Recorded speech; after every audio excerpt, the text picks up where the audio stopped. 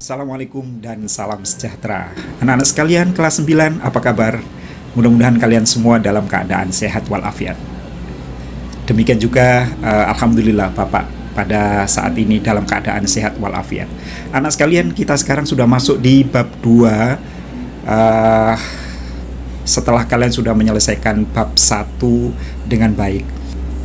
Walaupun ada beberapa siswa yang belum bisa menyelesaikan bab 1 dengan baik, mudah-mudahan di bab 2 ini ada peningkatan yang lebih signifikan. Anak sekalian, apa di bab 2 yang akan kita bahas? Yuk kita masuk ke materinya sebagai berikut. Nah, anak sekalian, di bab 2 ini topiknya adalah pembukaan Undang-Undang Dasar Negara Republik Indonesia tahun 1945. Yang bagian A ya, kita akan mengawali yang bagian A, yaitu makna alinea pembukaan Undang-Undang Dasar Negara Republik Indonesia tahun 1945. Anak-anak sekalian, sejak kelas 8 kalian sudah diajarkan tentang Undang-Undang Dasar 1945. Salah satu bagian dari Undang-Undang Dasar 1945 itu adalah pembukaan, dan yang kedua adalah pasal-pasal. Nah, saat ini kita akan membicarakan tentang pembukaan. Nah, anak sekalian, di kelas 8 kalian juga sudah diajarkan bahwa pembukaan itu mengandung 4 alinea dan juga mengandung 4 pokok pikiran. Nah, anak sekalian, berkaitan dengan 4 alinea, apa makna 4 alinea ini? Anak sekalian, 4 alinea ini berkaitan erat dengan bunyi proklamasi. Ya, ini diajarkan di kelas 7 ya, bahwa proklamasi dengan pembukaan itu memiliki hubungan yang sangat erat. Bahwa pembukaan Undang-Undang Dasar 45 itu menjelaskan secara terperinci bunyi proklamasi. Lebih rincinya lagi, bahwa alinea ke-1 di dalam proklamasi dijelaskan di dalam alinea 1, 2, dan 3 di dalam pembukaan. Sementara alinea kedua di dalam proklamasi dijelaskan dalam alinea ke-4 pembukaan. Nah, anak sekalian, sekarang kita pelajari makna masing-masing alinea di dalam pembukaan. Yuk, terus tonton videonya, jangan sampai terlewatkan agar kalian bisa memahaminya dengan baik. Alinea pertama pembukaan Undang-Undang Dasar 1945 menjelaskan pernyataan kemerdekaan sebagai hak bagi semua bangsa di dunia. Tentu kalian masih ingat kan bunyinya? Bahwa sesungguhnya kemerdekaan itu ialah hak segala bangsa. Nah, gitu ya. Karena kemerdekaan merupakan hak asasi sebuah bangsa yang bersifat universal. Artinya bahwa setiap manusia di dunia ini, anak sekalian, memiliki hak asasi, hak yang paling dasar berupa kemerdekaan. Ya, jadi tidak ada satupun negara yang boleh menguasai negara lain. Tidak boleh satu negara pun yang dijajah oleh negara lain. Ya, alinea ini memuat dalil objektif, yaitu bahwa penjajahan itu tidak sesuai dengan peri kemanusiaan dan peri keadilan. Dalil objektif itu artinya dalil yang bersifat umum bahwa seluruh umat manusia di dunia mempercayainya. Apa itu? Yaitu tadi ya, bahwa penjajahan itu tidak sesuai dengan peri kemanusiaan dan peri keadilan. Penjajahan bertentangan dengan nilai-nilai kemanusiaan karena penjajahan memandang manusia tidak memiliki derajat yang sama. Padahal menurut hak asasi manusia yang kemudian dimuat juga di dalam Pancasila sila kedua, bahwa semua manusia itu derajatnya sama.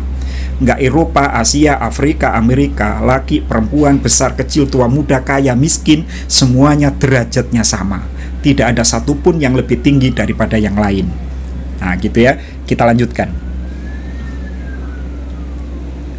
Penjajah bertindak sewenang-wenang terhadap bangsa dan manusia lainnya. Penjajah juga tidak sesuai peri keadilan karena penjajahan memperlakukan manusia secara diskriminatif. Diskriminatif itu artinya dibeda-bedakan ya. Manusia diperlakukan secara tidak adil seperti perampasan kekayaan alam, penyiksaan, serta adanya perbedaan hak dan kewajiban. Dalil ini menjadi alasan bangsa Indonesia untuk berjuang memperoleh dan mempertahankan kemerdekaan. Selain itu juga membantu perjuangan bangsa lain yang masih terjajah untuk memperoleh kemerdekaan. Pernyataan objektif karena diakui oleh bangsa-bangsa beradab di dunia. Nah, demikian anak sekalian ya. Itu adalah dalil objektif bahwa penjajahan di atas dunia ini tidak sesuai dengan pri kemanusiaan dan pri keadilan. Objektif artinya umum, universal. Semua manusia di dunia akan mengatakan demikian. Ya. Kecuali manusia-manusia yang tidak beradab, alias manusia yang biadab. Kita lanjutkan ke dalil subjektif. Alinea pertama juga mengandung dalil subjektif, yaitu aspirasi bangsa Indonesia untuk melepaskan diri dari penjajahan. Kedua makna dalam alinea pertama meletakkan tugas dan tanggung jawab kepada bangsa dan negara serta warga negara Indonesia untuk senantiasa melawan penjajah dalam segala bentuknya. Alinea pertama ini juga menjadi landasan hubungan dan kerjasama dengan negara lain. Bangsa dan negara termasuk warga negara harus menentang setiap bentuk yang memiliki sifat penjajahan dalam berbagai kehidupan. Tidak hanya penjajahan antar bangsa terhadap bangsa, tetapi juga antar manusia, karena sifat penjajahan dapat dimiliki dalam setiap diri manusia. Jadi, dalil subjektif ini adalah dalil dari dalam diri sendiri. Yang dimaksud diri sendiri adalah diri bangsa Indonesia. Bahwa dalil subjektif ini merupakan aspirasi pernyataan bangsa Indonesia yang ingin melepaskan diri dari penjajahan, tidak mau dijajah lagi. Maka bangsa Indonesia sekuat tenaga ya berkorban jiwa dan raga untuk membebaskan diri dari penjajah. Dan juga anak sekalian, dalil subjektif ini juga mengatakan bahwa tekad bangsa Indonesia untuk memerangi bentuk-bentuk penjajahan di muka bumi ini. Tidak hanya penjajahan dari bangsa ke bangsa lain, tapi juga dari satu manusia ke manusia yang lain. Nah, makanya kamu jangan heran kalau negara Indonesia ini selalu mengirim pasukan Garuda ke luar negeri, ke Afrika, ke Timur Tengah untuk menjadi pasukan perdamaian. Karena itu sudah menjadi komitmen bangsa Indonesia yang sudah diikrarkan melalui alinea 1 pembukaan Undang-Undang Dasar 45. Kita lanjutkan.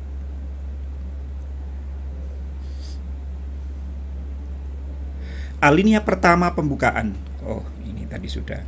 Nah, kita langsung ke alinea kedua. Alinea kedua menunjukkan ketepatan dan ketajaman penilaian bangsa Indonesia. 1. Bahwa perjuangan bangsa Indonesia telah mencapai tingkat yang menentukan. Bahwa momentum yang telah dicapai harus dimanfaatkan untuk menyatakan kemerdekaan. Kemerdekaan harus diisi dengan mewujudkan negara Indonesia yang merdeka, bersatu, berdaulat, adil, dan makmur. Anak sekalian, di alinea kedua ini terkandung cita-cita mulia bangsa Indonesia.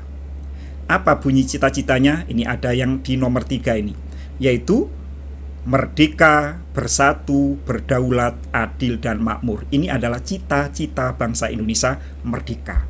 Jadi setelah merdeka itu ingin punya cita-cita seperti ini. Negara yang merdeka, yang bersatu, yang berdaulat. Berdaulat itu artinya memiliki kekuasaan tertinggi, adil, dan makmur. Ya, ini alinea kedua. Kita lanjutkan ke alinea ketiga. Alinea ketiga yang berbunyi atas berkat rahmat Allah yang Maha Kuasa dan dengan didorongkan oleh keinginan yang luhur supaya berkehidupan kebangsaan yang bebas, maka rakyat Indonesia menyatakan dengan ini kemerdekaannya. Nah, alinea ketiga ini mengandung makna pengukuhan makna dari proklamasi yang luhur. Makna tersebut didorong oleh motivasi spiritual yang luhur. Alinea ketiga memuat bahwa kemerdekaan didorong oleh motivasi spiritual, yaitu kemerdekaan yang dicapai oleh bangsa Indonesia merupakan berkat rahmat Allah yang Maha Kuasa. Melalui alinea 3 ini, bangsa Indonesia menyadari bahwa tanpa rahmat Tuhan yang Maha Kuasa, bangsa Indonesia tidak akan merdeka. Nah, anak sekalian, makna yang paling terpenting di alinea ketiga ini adalah adanya motivasi spiritual yang menunjukkan bahwa bangsa Indonesia ini bangsa yang religius, bangsa yang agamis, bangsa yang percaya, sangat percaya kepada Tuhan. Makanya pernyataan kemerdekaan itu dinyatakan sebagai rahmat Allah yang Maha Kuasa. Baru kemudian yang kedua, dan dengan didorongkan oleh keinginan yang luhur. Maknanya bangsa Indonesia ini sangat yakin bahwa kemerdekaannya itu atas rahmat Allah. Baru yang kedua, atas kehendak, atas semangat bangsa Indonesia sendiri. Nah, ini anak sekalian juga bisa memotivasi kita semua bahwa kita semua kalau ingin mencapai cita-cita, jangan lupa kita selalu berdoa, ya. Kita selalu mengharap agar mengharap kepada Tuhan agar cita-cita kita bisa tercapai, baru dengan usaha. Jangan hanya berdoa saja tapi tidak berusaha, atau berusaha saja tapi tidak berdoa, gitu ya. Ini contoh yang sudah dicontohkan oleh para pejuang Indonesia. Sila yang keempat, alinea ya, bukan sila. Alinea keempat mengandung tujuan negara, bentuk negara, dan dasar negara. Negara Indonesia yang dibentuk memiliki tujuan negara yang hendak diwujudkan. Nah, yaitu ini tujuan negara Indonesia: melindungi segenap bangsa Indonesia dan seluruh tumpah darah Indonesia. 2. Memajukan kesejahteraan umum. 3. Mencerdaskan kehidupan bangsa. Dan 4. Melaksanakan ketertiban dunia yang berdasarkan kemerdekaan, perdamaian abadi, dan keadilan sosial. Prinsip bentuk negara yaitu susunan negara Republik Indonesia berkedaulatan rakyat. Artinya rakyat yang memiliki kekuasaan tertinggi atas negara Indonesia. Republik merupakan bentuk pemerintahan di mana pemerintah dipilih oleh rakyat. Alinea keempat memuat dasar negara Indonesia yaitu Pancasila.